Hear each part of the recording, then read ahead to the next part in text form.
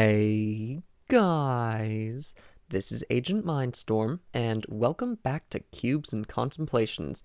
This is a slightly strange topic, and it might take me a little while to convince you that it's worth talking about, but I want to talk about preserving things of unimportance. I should probably get to work explaining what the heck I'm talking about.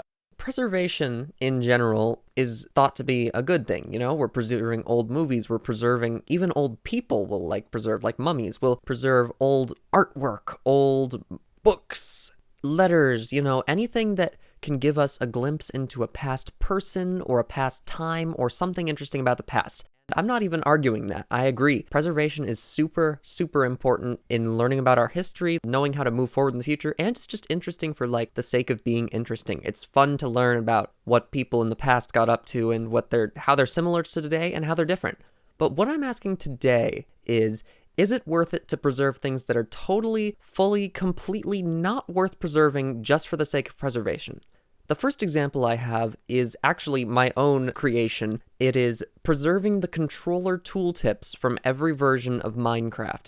For background, I created a resource pack called Controller Tooltip Selector, which is basically a compilation where you can select any tooltips from any console or Bedrock edition of the game, and basically all it does is change the tooltips to look like that. That's the whole pack. But I spend hours and hours and hours on it, collecting tooltips from all different versions, all different times, and making sure they're the highest quality possible. I raise the question, who cares? Tooltips are like the tiniest little circle in the corner of your screen that just tells you how to do something, and then most players toggle them off. Why should I bother spending hours and hours and constantly updating this thing that I'm sure very few people actually care about, and why should I work so hard on it if I'm really just preserving something so inconsequential? Who's benefiting from this? I mean, I guess you could argue me because I'm gaining reputation or something from publishing these packs, but I have many more better things I could be doing with the time, like working on my more popular packs that are doing more things, like my music player.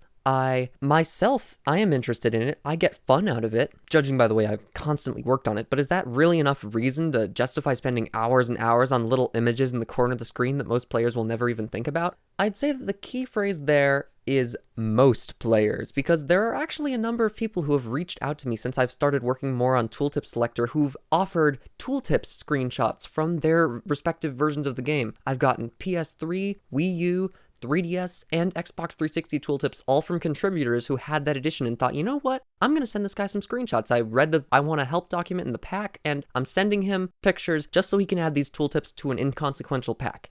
They must care about the project like I do, right? For them to bother going and setting up screenshots and taking them and sending them to me and reading through my pack documents.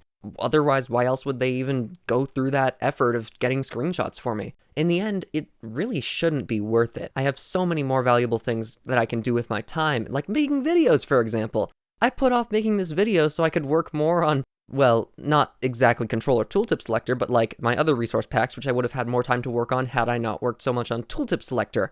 I just have a desire for some reason to keep working on this tooltip selector pack. I have the idea that I want to collect all the tooltips, like gotta catch them all, but with Minecraft controller tooltips. I want to see all the tooltips from every single version recreated in one collection and just distribute that. I think that's cool. That's really the best defense I have for this whole thing.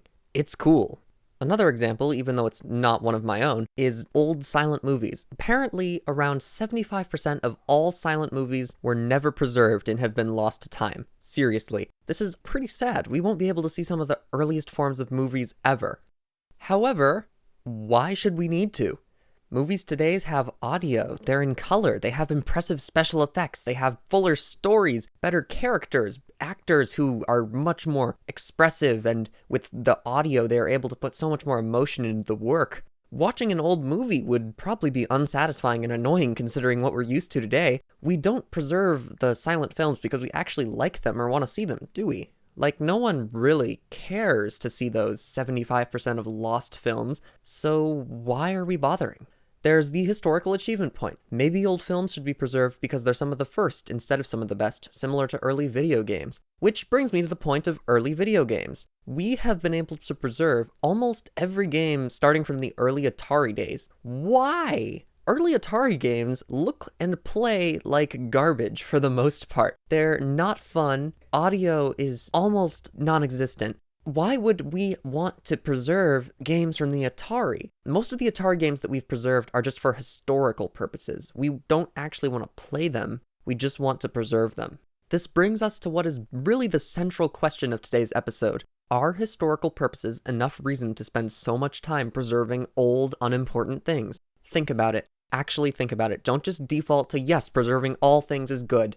These movies and games, like the 95% of Atari games, and probably a lot of the old silent movies, didn't cause giant culture shifts like wars and government changes did. We preserve heavily and carefully and accurately the history of the Nazi regime because we know they were terrible and we don't want it to happen again, and we need to know why it happened so we can prevent it. These games and movies are nowhere near that caliber. They really don't have that much of an impact today. They aren't even that important for current-day game development. Current-day developers have so many less restrictions than someone developing for the Atari or even like the NES and SNES. We can learn how it was like developing games on those systems, but to what end? Those systems are discontinued, they're not being made anymore, games aren't being sold or made for them. The knowledge we get from dissecting the old games doesn't give us an advantage because the console that they're made for isn't relevant anymore. So I'm going to actually draw a conclusion here that might surprise you. Historical reasons are not a good enough reason to work on preserving something. The knowledge we can extract from preserving an outdated thing is nowhere near valuable enough to justify the amount of time we would spend on it. However, is someone's desire to catalog every toenail seen in Victorian England enough of a reason to justify it? Yes. If it's something that someone wants to do for fun, then it's always worth doing. I'm not going to tell you to stop cataloging the toenails of Victorian England because you are interested in cataloging them. It doesn't matter whether you receive some grand revelation from the complete toenail collection because the satisfaction you receive from completing it is good enough of a reason. This honestly goes for a lot of things other than just game preservation or movie preservation or unimportant thing preservation. If there's something you like to spend time on that doesn't harm you or others, I don't see why you shouldn't do that thing. Maybe you should even start making videos about it and share it with others online. Maybe you'll find other people who like to preserve the same sort of things as you do, like I found other people who cared about preserving Minecraft controller tooltips. Entire communities have sprung up around preserving obscure video game pieces. Just recently, there was a huge Nintendo leak that included a bunch of beta information, and there have been people data mining it for weeks, trying to find all this cool old beta stuff, like they found Luigi in Mario 64. These communities grow because people share what they like to do. Even though it might seem like some strange thing that only you do, it's worth sharing and putting out there because you might find other people who are just as interested in Victorian England toenails as you are.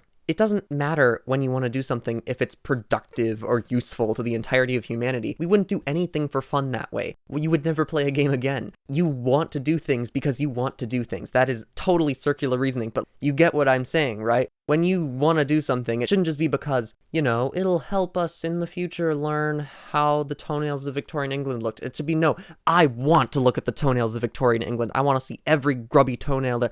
I need to stop with this toenail analogy, seriously. It really just matters if you want to do it. That's the point I'm trying to get across. That episode ended on a pretty optimistic note, if I would say so myself, especially compared to the usual series where it's usually, don't do this, this, or this, follow these rules very carefully. No, do what you want because you are passionate about it. Do not put yourself in a box and restrict yourself to things only because they benefit others. Do things for your own benefit. Do things that you want to do for fun. That'll make you so much happier. Here's just a little note. Maybe think about whether others will complain about your interest when you share it online. You probably shouldn't create a YouTube channel about your discoveries related to the toenails of Victorian England because that may receive a lot of scrutiny and you may be actually dissuaded from doing that in the future. However, that does not go for most things. If it's something that is not even weird in the slightest, then yeah, do it. That's all for today. Thanks for watching, and I will see you later.